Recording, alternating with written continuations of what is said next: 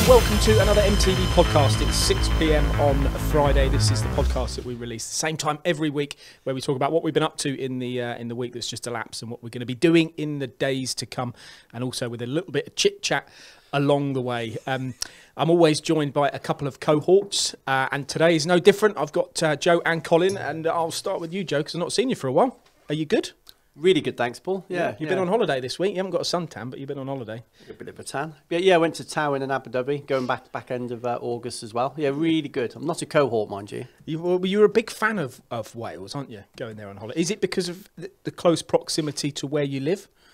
Or is it just because... No, it is. I'm an hour and 45 from the coast, but I'd go anyway. It's stunning place, yeah. And what's the what are the beaches like there? Because I've never been. The only time I've been to Wales is when I went to the Brecon Beacons on a walk, and that, I've got to say, that was absolutely beautiful. But it was a bit of a challenge because I did one of these 25-mile hike things and got caught at the top of the Brecons in snow, wind, and rain, and it was horrendous. But I'm told that on a nice day, it's beautiful. Well, where we go is right on the edge of Snowdonia. So you got the mountains and the hills and things, but you got glorious beaches, and they're fairly quiet being Wales. When I've been down south and to some of the more, how do you put it? Almost tradition, premium places. The places where Colin goes with his kiss me quick hat. Exactly, yeah. Right, let's just clarify. Just super busy, whereas where we go, super quiet. It's really good, really nice. Let's just clarify a couple of things.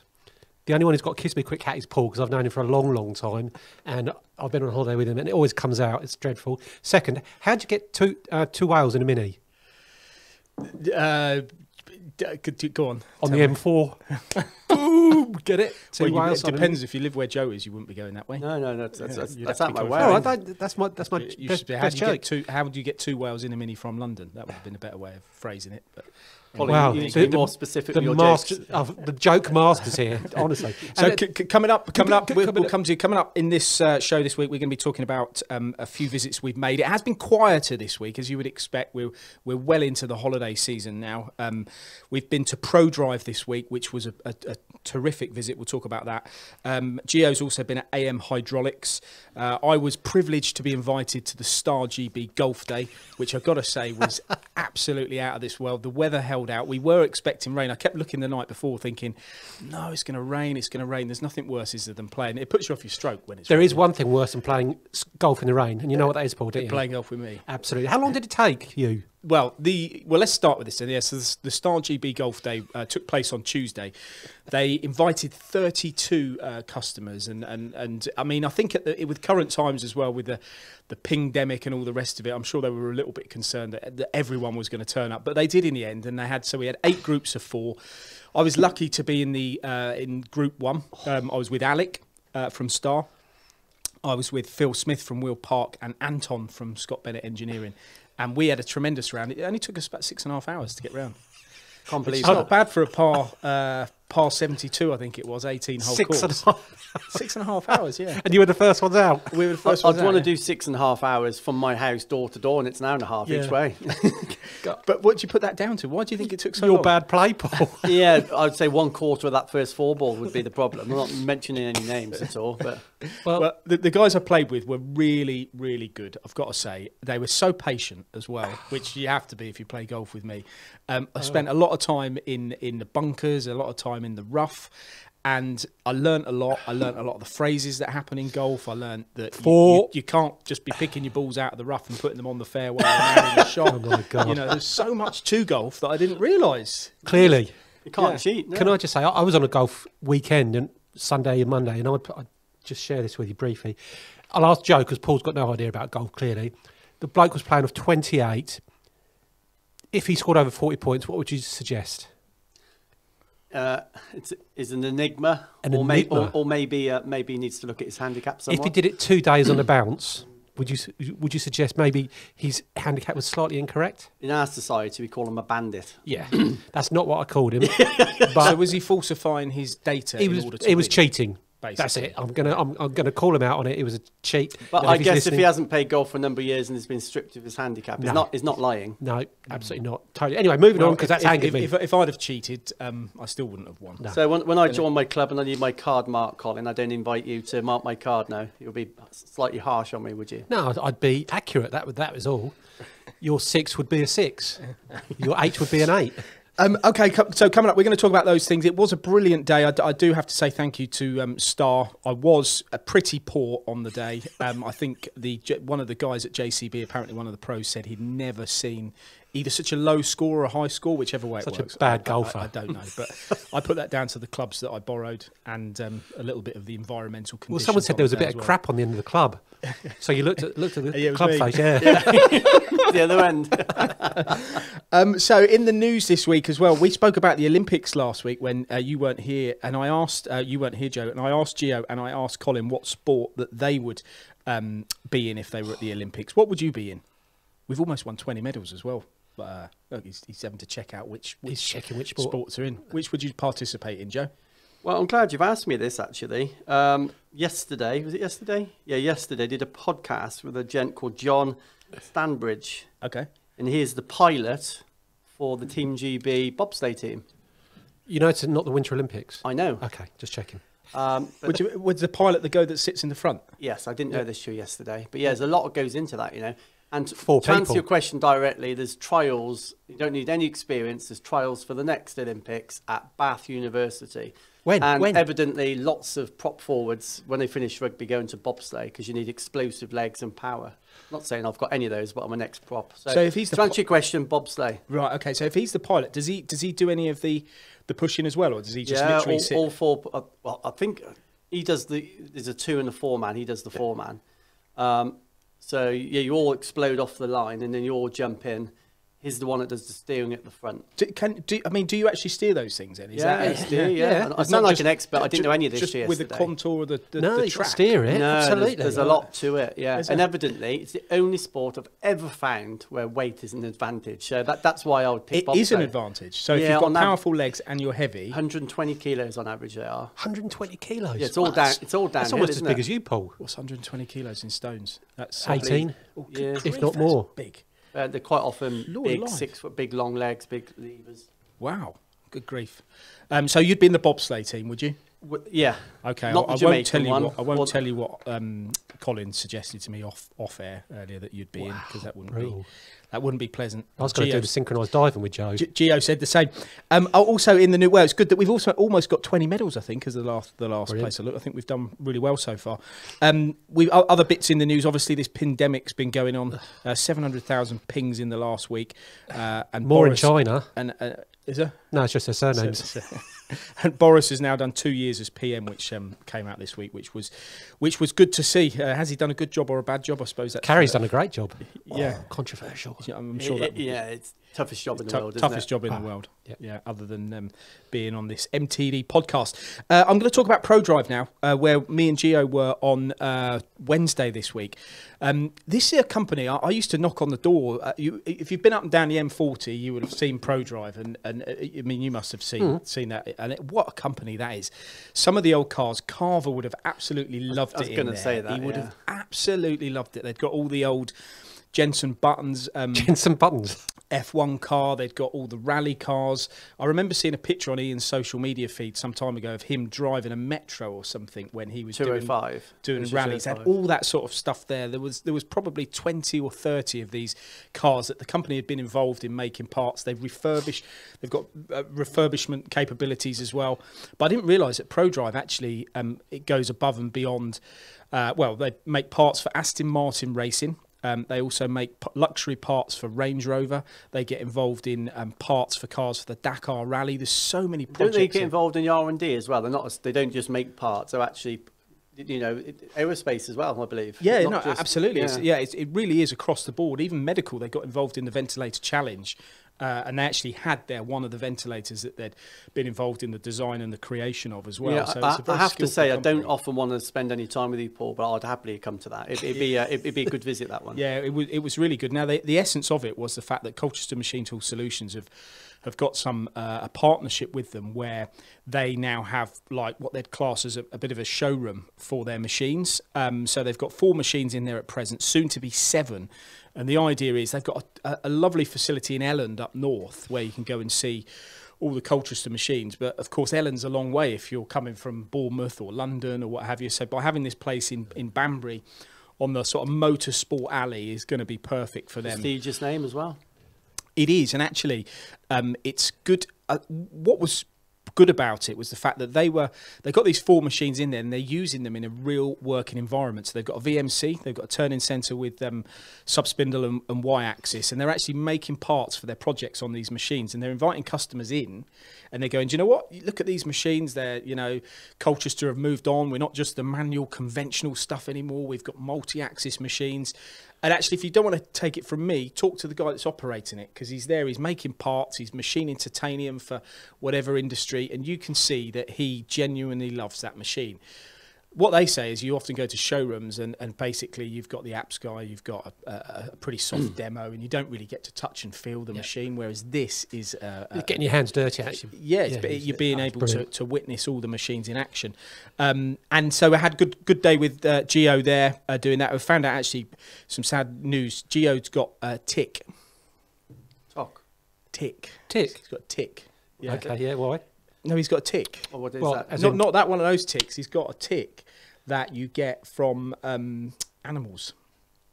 Like little bugs that attach themselves. So he's got one which can turn into like a, I can't remember the name of the disease, but basically Lyme disease. Why doesn't he brush it off? That's really bad. That's really dangerous. Why doesn't he just brush it off? You can't. With a tick, if you brush them off, they can get the legs will stay in you, and you get infected. So you've got to burn it off. Yeah, so I think he's on antibiotics or whatever. Knowing what Geo's like, that would have been a long, difficult conversation. Yeah, well, I was chatting to him yesterday about it, and he was like, "Yeah, I've got this. I've got the antibiotics anyway." So, but he's making a recovery, which is the most important thing.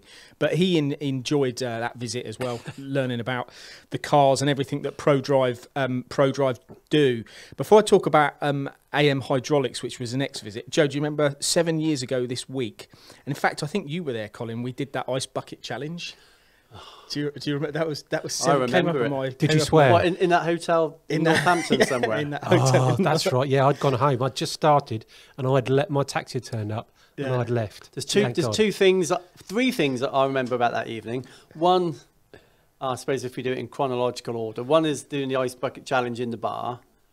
2, thinking it's a good idea to do it again, and Paul pulling me out of my my what you call hotel room naked. So I'm stood there with an ice bucket on my head with no clothes on, essentially. And finally going to get Paul's car in the morning, which was in the disabled bay, with a rather disgruntled letter on it. Can you remember? Yeah, I can. It's not like, let's just go and hide in there. No one know it's me. This car was wrapped with MTD. So I remember. And we paid a visit to a new potential prospect that morning, didn't we? After that, and we got the order. Did we? Yeah. I remember the ice bucket. I remember the we got completely carried away with the ice bucket challenge, and it went from 1 to it ended up just getting buckets and just chucking over each other. Which I do recall. I'd like to. I didn't park in the bay, and I wasn't there. Yeah, but I had a call recall from the hotel the next day saying there's some damages due because your carpet in your hotel room was completely sodden. That wasn't the ice bucket challenge. That was an accident. That was an overnight accident, which we've all done. 7 years ago. Incredible where how things have evolved over the last 7 years. AM Hydraulics. Now, this was we've been to AM Hydraulics quite a few times in the last couple of years. A company based in the West Midlands. Cook's there is, I think he's the second generation. Gio was there yesterday, and he did an interview with the 3 generations of the family. The son's now involved in the business, but the Cook's dad that started it is still there and still wandering around. And it was great to see the photos. But the idea of his visit was to look at the brand new Toshiba borer that they've had installed there, which is a TUE 200. Now, this boring machine is supplied by Leader CNC, has a 2.4 metre swing. It's a BT50 machine, so you can mill with it as well. It's got a tool changer. So, I mean, have you seen these? I'm going to tell you, 12 Desmond Engineering 12 tools and driven as well. So not only can they do the turn, but they can do some intricate parts and bloody big vertical borer. Yeah. Why would you go for that ahead of a vertical lathe? Well, I suppose the idea with this vertical borer is it's got a true milling you've got a true milling facility on it. You've got a BT50 spindle, so you're not operating using a turret. You've got a tool changer, which can, I don't know, you say it's 12 tools. The one at Desmond Engineering is definitely 12. Yeah, so you could have more than that. So really, you've. I mean, when you see the part that he'd got on the machine yesterday that Gio was looking at, it was like a huge industrial component that had almost like gear cutting on it. You looked at it and you just thought that part is perfect for that machine. Why would you want to be turning the OD and the ID, taking that off, putting it onto a big bed mill, which you'd need for a size? I mean, if you were going to do the milling operations on parts that were that big, you would need a machine that's got 2.4 meters and beyond in the X and the Y axis too. So you've got to invest in a milling facility outside of the turning as well. But the fact that this kind of ram style is a box guideway also means it's got plenty of strength and stability. But like you said, actually, it's an interesting point. Desmond Engineering have got a few of those, haven't they? Yeah, they've got 150 and a 200 amongst other things as well. Yeah. They've actually got, I've just done a blast from the past, they've got a Morisiki WH80, which twin pallet, huge, 60 tools from memory, ex-Rolls Royce, still holds tolerance all day, every day. They do, don't they? Some of these old machines. Absolutely amazing. You used to watch your Desmonds? Channel 4? Yes. No. Yeah, You're bought by Desmond. Remember it? yes, I remember it. No, I never heard of that one. Yeah. When was that? It was a barber's Maybe in London somewhere, wasn't it? Yeah, the Desmonds. Yeah, I was quite young. Yeah. I was probably 6. So Paul, You were a little you'd bit have older been than about me. 18. Oh, I wasn't born then. But it was, and I know that Cooks always treats the guys when we turn up to. He's got a bar apparently in his. I've not seen it. I'm due to go back because I know Walt High-Tech have sold machines in there as well. I'm due to go back, and I'm looking forward to going to that. Gio had a nice kebab. Put it in my diary. I like a kebab. He had He had a curry kebab. He had a kebab. Yeah, What's that got to do with having a bar? Wiggs has got a bar there, and he makes Cooks food, and Cooks. Yeah, it's like a restaurant. Sounds like a made bed.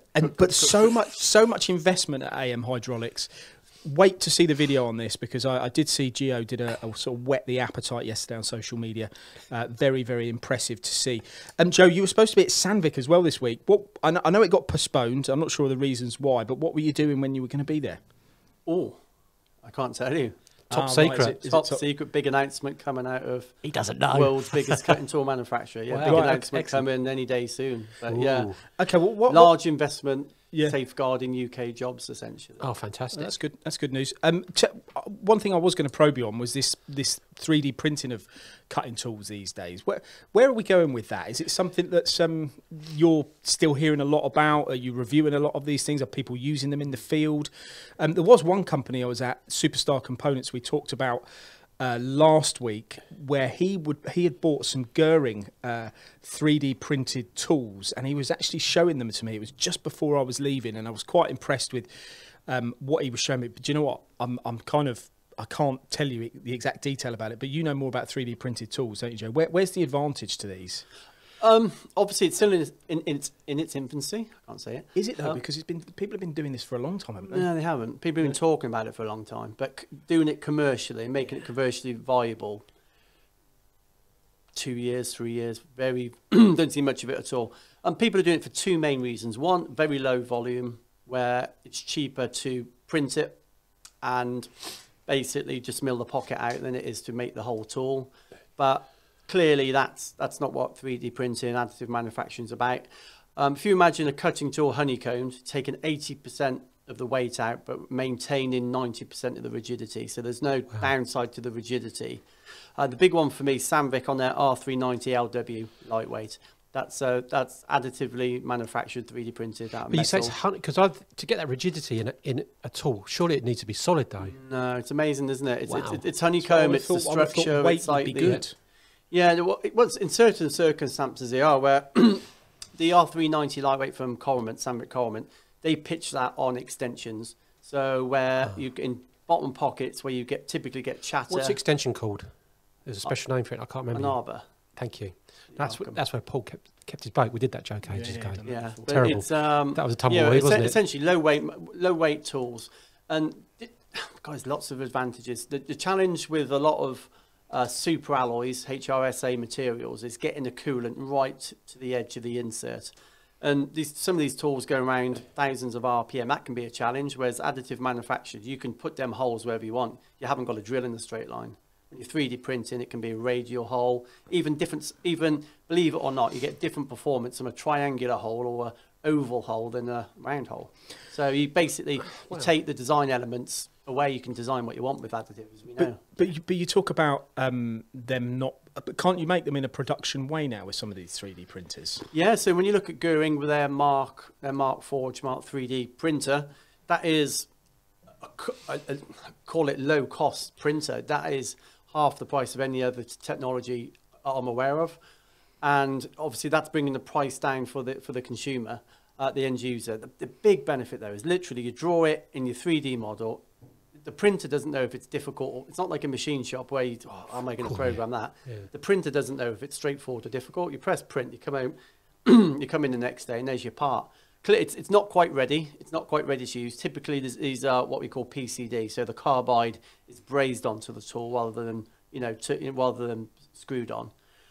So there's an element of milling, but very little. So what are they actually making the tool out of? What material? When you look at the Sandvik one, is that stainless or titanium? I think that's titanium. Okay. When you look at the Goering one, they typically do H13A or D2 tool steel.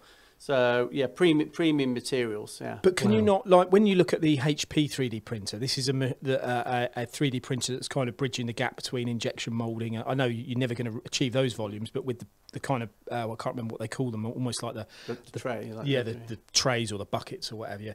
You can produce 50, 100, 200 parts depending on what will fit in that volumetric area.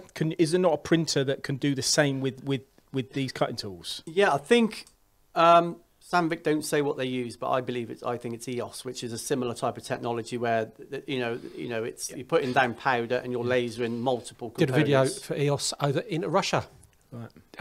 Yeah. So I remember seeing it. No, we were in a hurry though. Yeah, but the Mark Forge is a single nozzle, I suppose you call it, a single nozzle, and it's putting down powder and then curing it, and then you take it to a third party. So you take it to essentially an oven, which cures it, takes it from a green state to a solid state. Maybe you should put Geo in there. That might cure him. Yeah. I mean, it's good point on that topic, because what we're going to do this week is I'm going to ask you, actually, we're over halfway through the year, and I would be interested to know, and that's a technology that, okay, we have been hearing about it for some years now. I know it's still in its infancy. But what things have you picked up on this year, Colin, that have been awe-inspiring or have been, really sort of made you think, wow, that's going to change certain things for companies because of the technologies? I think, has technology moved on loads? I'm not sure about that, but I think the uptake, in fact, I was looking at the innovation model. You've got your innovators, your early adopters, if you remember this from your days school, the early majority, late majority, and the laggards, Paul, is people adopting new technology. And I think the way robots have moved on, I don't think, and correct me if I'm wrong, I don't think the technology has changed specifically. They're probably a bit faster, stronger and things like that. But a lot more you've seen a lot more robots and robotic companies. So I'm going to put you to test on a couple of things. Are you looking at my notes, by the way? Absolutely not. No, that's exactly word for word what I was going to say, but carry on. Okay, I was told his word. Okay, so names, Paul, I'm going to see how many we can name. Robot company? Fanuc. Yep, tick. Joe? Staubley. Oh, Staubley, that's not on my list. Well done. I'll add that. I'll do the difficult ones. Okay, I'll go Halter. Oh, Kuka. Yeah, tick. ABB. Oh, yeah, tick. I'll go another one. I'm going to go Omron.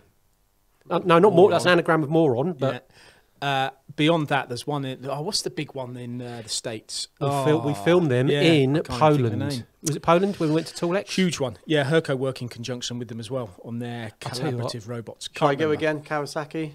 Oh, my list. But I'll give you a clue. Universal. Universal Robots. Absolutely. I think they're the world's biggest. They are the world's biggest. Yes, they make all these cobots. Absolutely. So the way, I mean, when I first started with MTD 7 years ago, I got an ice bucket over my head. That woke me up.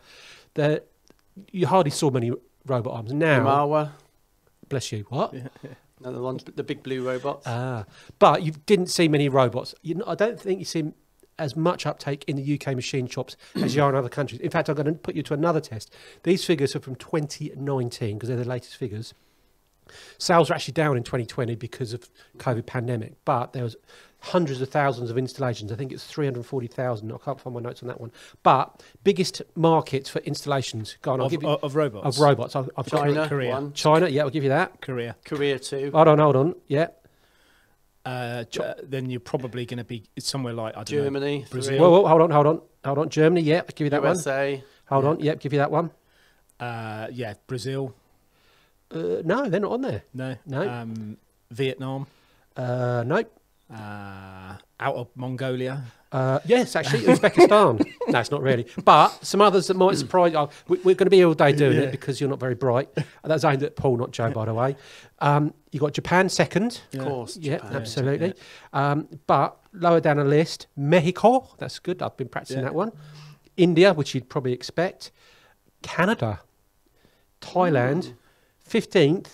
Czech Republic. Is it? Where are we on Not that even list? on that list. Not even on that list, which I'm really surprised about. Yeah, that's changing. That's changing. Oh, I know absolutely. we've got some Well, bigger... we're 57. I don't know where we are. Yeah, I think we're 57. Which is I just- think the better measure is robots per head rather than, because clearly we'll never, some of those nations will never That's catch true, up. But yeah. you should, the measure is how many robots per 1,000 people. And there is I think a Korea was a statistic, top isn't it? one, wasn't it? I couldn't find those figures yesterday, to be honest. But it is something that I appreciate. It is something that has happened a lot here over the pandemic. People have started to invest in automation. I think you'll find some of those figures will change per head. Joe, other than robots, what's something that's really excited you in the last? I'm going to continue the theme somewhat. It's obviously we talked about multi-axis robots there, but engineers are just looking predominantly, not always, predominantly looking to get a piece of material into a machine and out of a machine without being a human being. They're trying to do that the cheapest, most efficient way. Some of these robots go as fast as the eye.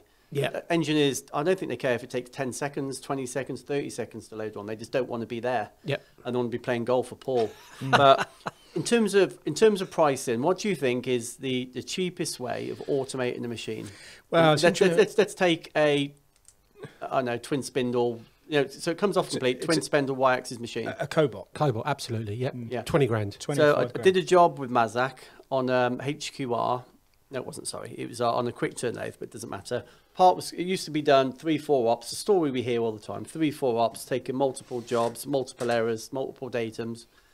They put a universal robot onto it, fully installed, training, bolted on, place to put the parts, all the rest of it, and it was sub 25k. Yeah, sub 25k, and this thing just runs. I think depends on the job. This, I think it was a 2.5 hour run. Yeah, but they're going to put other tables on it. That was at the can run company the thing all day. Yeah. Delau. Yeah, the videos it's proved this morning. The video, so that'll be on the channel very, very shortly. But yeah, it's just I look at it, and some of these, just lots. I know Lang have got a really good system, and they had very poor adoption. They probably wouldn't mind me saying that, but they're popping up all over the place now. I had an email this last week or so about going to see 2 new installations. There's a third one in Scotland, and they are just a different way people look to automate. Do you go for a cost-effective toe in the water with a cobot where you've got a load of billet? Do you go for the Lang system where you're loading the vice? When you look at a lathe, do you do for gantry so you're not taking up floor space, or do you go for a Lang, a robo job system? It's a difficult decision, but the only decision to make is you have to do it. Yeah, and I think automate one way or the Neil other. Wilkinson from Superstar Components, we spoke about this briefly on the show last week. He looks at automation, and he's automated his whole shop now, but he looks at it. And he talks about return on investment and how quickly things get paid back, but he does look at the outlay, and he goes, I want to automate my machines for as low a cost as possible. And if that can be a cobot, if that can be a pallet changer, I don't want to be spending hundreds and hundreds of thousands of pounds, because that introduces risk. If I can do it for tens of thousands of pounds, I'm mitigating any I'm sure risks. All companies have got it, but I remember doing a video with Shane from Halter, and he had the return on investment, and he went through a couple of really simple questions, and it was amazing. The return on investment in some of these robots was absolutely and people sometimes phenomenal. don't believe it as well. I mean, one of the things I was going to mention, and we're getting a little bit tight for time now, and we've got a couple of other bits to touch on, but was some additive technology from Meld, which I looked at with Ross Milne, solid state material through the spindle. It's like a machining center, so you feed a solid bar through the top of the machine into this kind of yes, into the spindle, although it's not a spindle. And what happens is it moves like a machining centre, and it just, as it moves, it just melts the bar that's in its solid state, almost like a glue gun, reprints it. 1 mil thickness. It's a fast way of printing, and you can print all kinds of materials. And that was meld. Did you say? It's meld. The actual operation is actually called. It melts and it layers, and it's faster than standard 3D printing. So it's like what Colin's saying, isn't it? It's almost like a glue gun. Yeah, you get your bar from your supplier, you stick it in the top of the machine, and then what happens is somewhere in it feeds the bar like a bar feed, except in a vertical format, and it just melts it, and then it it's like a glue gun. Yeah, have you said that already? Yeah, no, I didn't. There's a parrot in here, but yeah. It is scary where additive technology is going. I don't think it's not going to replace machines. It never ever will. Do you think? But never will. No. But 10 years time, I'm going to ask you what you think about that in 10 years time, Joe. Yeah, it will never. Never's a long time, but in our lifetime, additive 3D printing will never replace a CNC machine. But they're there to help. They are there. Every machine shop should have one. Yes. And I think what you'll find in time is that the technologies will combine as they are, the hybrid styles where you can do all. Well, can you do production milling, runs now? Turning, printing. You can do the whole lot in. We don't need to mill it. Yeah, going back to Colin's bit about product introduction and product life cycles, we're still at introduction. So when you look at the curve, you've got introduction, growth, maturity, decline. And we're still in the bit where it's expensive. As soon as you get into decline, that's where it's mass produced, mass market, and a lot cheaper. Yeah, then I still think we're 10 years from that. Yeah, so all the early adopters are getting on board now, though. Definitely. Yes. So next week we are going to Seco, where we're looking at Tornos machines, which I believe are supplied now in the UK by I think it's Premier Machine Tools. That's correct, isn't it? Yeah. I'm also at XYZ with Nigel Atherton looking at a brand new twin spindle turning centre. So lots going on over the coming days. We've had some great videos going on to the channel this week from Mazak, as Joe's mentioned already. Another one coming on soon, but specifically from GW Martin, where I've spoken to Jason Butler about their multi-axis technology that's been introduced there for the unmanned running. Gio's been talking to Martin Page. There's technical corners from Hydrofeed. We've also got a good tour of FT gearing, which you did, Joe, again on behalf of Mazak. We've got videos from Citizen, Prima Power, a Courier video that I did at Blue Diamond Engineering, Mill CNC, a review with Tony Dale on the TT twin spindle twin turret turning centre. There's also videos from Matt Sura, Dugard's Hamwar machine, which you reviewed, Colin, which has done tremendously well, actually. So you sound surprised. No, not just some. It's not taking a. You did a brilliant job, but what happens with some videos is they go nuts, and then some videos don't go quite so nuts. But that one just seemed to I tell you what, technology absolutely fantastic. Sliders, yes, we've got the alliteration, the SSS, Swarf Sliding Special. Yep. But went down to Dugard, saw the Hamwar machines. Colin Thompson did not want to go on camera, and this is not having a dig at Colin. He was brilliant. Good video, that. Yeah, thank you very much. But Colin, he was an absolute legend. He really was. For someone who was really, I'm not going on camera, he went on camera and was just. I can't believe I actually learned a lot from that video. Yeah. Obviously, the Hamwar brand I'm aware of globally and all the rest of it, and Dugard are doing a good job here in the UK. In fact, I've got to go back to Delau because that's where they've got. They're over the moon. They are. They're over the moon. Yeah. They had a different sliding head manufacturer supplier before, and they've gone across to Dugard. They're over the moon. Yeah. No, great. Yeah. So globally, they're massive, of course. Hamwar here in the UK, it's fair to say they're not in the top 2, but globally they're massive. Well, I think Paul knows the answer. How many machines did they make last year? I ain't got a clue. 10,000. No, that's a bit. 2,600, which. I've never a clue. Yeah. Yeah, I mean, they are an incredible success story around the world, but I'm sure they'll do well. Another video put out was the Engineering Economic Indicator that went out. And what was your status? Well, I was fine. I was in front of the camera, just standing there doing. Oh, I see. Right, what was it? It is positive. It's been positive since we started. So 0 to 100, 50 years ticking along as usual. It's always been over 50 the whole time we've been doing it every month. And you've got your CBI and the manufacturing index, but it's a survey, as is speaking to people. What is your score? And I would say it was 57.2 from memory, so positive and really strong. Key to it is investment, but we've got other issues coming through. Inflation, is that going to be an issue going forward? And it's not about your salaries and things like that, because people were furloughed and spent, it's more Well, I'm going to keep my powder dry on that because that's coming for the next. Well, we said this EI. last week. It's about time to invest now, isn't it? If there are going to be And changes in interest the government, rates. this isn't a politics show. They're doing a lot, aren't they? We know about obviously the schemes that I think Super tax. Super tax, another 57 million put into the pot this week alone for innovation centres. There's going to be more, call it AMRC style centres. There's another two opening. Well, you do. I do want to just touch on this before we finish. You do the MTD MFG Great British podcast on a Thursday. You mentioned about the pilot that you had on yesterday. But in general, what were the news stories and what can people take from what's been happening in manufacturing? I'll do some notes. The big well, one, you normally go on GB News. I mean, this is nothing compared to sitting there talking to Michelle Dewsbury. I'd rather talk to Michelle than you, Paul. Sure, with all due respect. I'd rather speak to her than no, speak it's to you. so the news this week. Arla, yogurt manufacturer. They make Danish yogurts in Denmark. They're based just around here as well. Not a million miles away. Yeah. Investing 25 million to bring Denmark yogurts reshore into the UK. Are they going to be Danish? Are they going to be Danish well, yogurts? don't they? I think they do. I'm not sure, but 25 million basically bringing Denmark yogurts to UK, which is good news. The big one, of course, is Sheffield Forge Masters, some 200 years old, that business, something like that, and it's been in. It's a tough business, that is, and basically it's been purchased by the Ministry of Defence. Oh. So explain what this means. So this means. I'm sure it's owned by the workers currently, but essentially the shares, they can't sell their shares.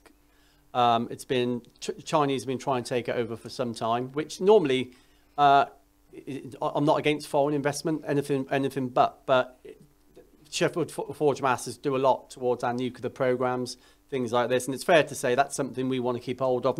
It's not that we don't want to sell it to China, we don't want to sell it to anybody. We need to keep hold of that for our own good. Ministry of Defence have taken it on. They're going to invest 400 million over the next 10 years. A lot of CNC machine tools, so there'll be a lot of interested parties on that. But for me, that's the big. Okay, that's mainstream media probably not that bothered about it, but for us, it's a big deal. But all the stories you guys find, you don't see many of them on the actual news. And I think someone said, I don't want to see all these good news stories. Yes, we do. And there's so much investment going on in the UK which you don't hear about, apart from on our channel. Yeah. And it's absolutely and to be frank, we're biased. We don't talk about the bad stuff. You mentioned GB News. They were talking about ping gators, I think they call it, and all the rest of it. And that is a negative, but you've got to try and forget about that. There's still a lot of good stuff happening. There's 275 jobs at electric vehicle taxi manufacturer in Coventry, which you wouldn't necessarily know about. Absolutely. And there was an incident on GB News when you were on there last week where Michelle was talking. Did you see it? It was an absolute classic. She was just about to introduce. I think you must be sitting in some, I don't know, waiting room or what have you. The green room is a star. And she was talking about. Well, you tell the story, Joe, because I can't quite remember. But it was fun. So I'm there. You have to be on 15 minutes early, like Paul says. Check the technology and what have you. And I'm sat here doing my notes and just thinking, what happens if she asked me that? What happens if she asked me that? And she's interviewing, she's talking about cyber security, which we're all aware of, problems on your phone. If you open up a dodgy text, they've got access to your bank details, all this stuff. And it says, and coming up now, I'm going to speak to a cyber security expert, and I forget the gentleman's name, but I pop up on the screen. Wow. I pop up on the screen, and I can see it at the corner of my eye, and I don't want to look up because they'll know what I know. So I'm like this, looking at the corner of my eye. I think, do you know what? I'm going to wing it. I know a bit about cyber security, and I was just about to go. Well, Michelle, we all know the problems with cyber security and blah blah blah, privacy with social media and all that. And luckily, it disappeared, and the correct guy came up. Oh. That is a bit of a clanger. But it was funny, twitchy bun times. And this is a regular feature. You can, of course, listen to the Great British Manufacturing Podcast, which comes out every Thursday. You can find that on whatever platform you listen to your podcasts on, but it's also on the MTD MFG channel. But also you can see Joe at 6:30, regular slot on a Tuesday evening, GB News. Talking good news stories. Talking good news stories about manufacturing and doing it quite well as well, I have to say. So well done, Joe. Also, the MTD magazine. This is, of course, the July edition. You can visit our website, mtdcnc.com, the MTDCNC channel, to register for a copy. If you don't get one in the post, there's some really good news stories in here. You talk about Forge Masters. I know we covered that quite extensively in our publication as well. So lots going on at MTD, and we're even hopeful that now some of the countries have been added to the amber and the green list, that we should be able to get to the States. We always give Tony a mention during this show because I know he listens. He'll be travelling travelling back from, I think he's been in Illinois this week somewhere. I saw he'll be travelling back to Florida Bahamas. tonight. Yeah, he'll be travelling back to Florida tonight, having been looking at machines and all the rest of it. So we may even be able to get over to the States soon, and vice versa. He may be able to come here. But if you want to see what Tony's up to, you can see everything that's happening in the United States on the MTDCNC.global channel as it stands at the moment. But it'll be coming onto the MTDCNC. Are you sort of winding the show up now? Because I've got loads more to talk about. We are 42 minutes in, unfortunately, okay. Colin. And if you've got something that you want to add, very please quick. do. Well, I'll keep my powder dry for the next show, but very briefly then, shows we're going to visit soon. Hopefully they'll be on. Subcon, there's someone out there saying it's not going ahead. That is absolute pony, if I can use that phrase. It's most definitely on. Really is. So Win Your Razor, we're hoping to go to in Turkey in November. Global Industry in France, hopefully September, if I can say that. We'll cover that off later. MSC Milmax I want to cover, but we haven't got time. We'll do that next time. Also, I've been looking at your joke book, Paul. There's two cannibals sitting there, and they ate clown, and one of them said to the other, "Did that taste a bit funny?" Boom! My passing shot. My passing shot. Before we started this, Paul, so I'm going to ask you one thing you've learnt this year. One thing, and I'm scratching my head because I'm a bit of a know-it-all, as you know. And I'm thinking, Colin hates golf cheats. That is the one thing I've learnt this year. Don't. I was so out. Yeah. Well, I'm angry now. Okay, now one show you didn't mention is EMO. We're going to be at 2, which is a big one, and of course you've got Mac 2022. Let's hope that these events do happen. We will certainly be going to France in September, given the fact that we are allowed, because it will be great to start bringing, technologies as we all learn at these shows back to our screens again. It will have only been 18 months since the last. Oh no, we went to Poland in September. I watched that video yesterday. That was brilliant. We had a great time. So there you have it, just under 45 minutes. Hope you've enjoyed this podcast. Join us every Friday evening at 6 o'clock, where we do what we've just done and discuss what we've been up to and what we're going to be up to soon, with a little bit of chit chat along the way. Thanks a lot, gents, and I'll see you next time.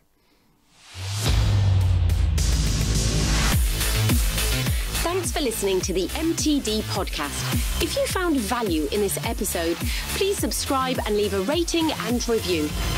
Find more episodes on mtdcnc.com.